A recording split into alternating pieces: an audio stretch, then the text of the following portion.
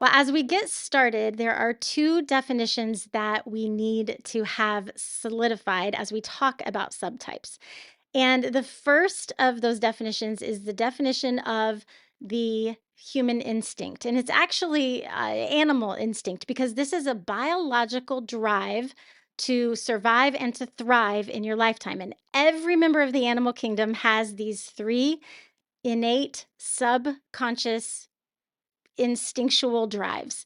They are to be social, to be self preserving, and to have a bonding or a one-to-one relationship as well. Because we all have these subconscious instincts for survival and belonging and bonding, one of them becomes the strongest. It's just like the centers of intelligence, having one that's very, very strong.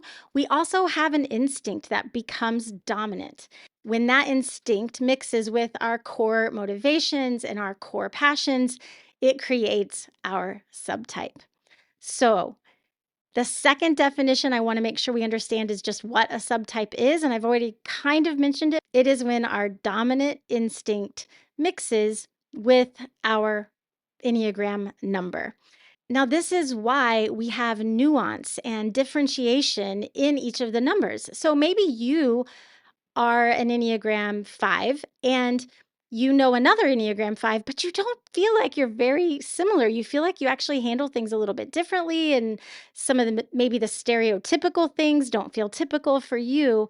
This is all because of instincts. And so while there is one number that is experiencing the same motivation, the same passions, the same blind spots, the coloring, the nuance of that number comes down to one of the dominant instincts within that person. So, what I want to do first is just get a really clear understanding of the basic biological instincts that are within all of us.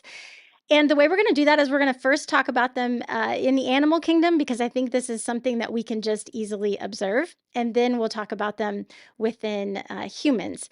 And my hope is that as we do this, what I'd love for you to do is think about, what is the dominant instinct for you? Which one is the strongest? And which one is the weakest? All right, so let's dive into these instincts and really get clear on what the instincts are so that you can decide what is your dominant instinct, and then we'll go from there. Let's talk first about that social instinct. So, this is going to be around, do I belong? And what is the hierarchy?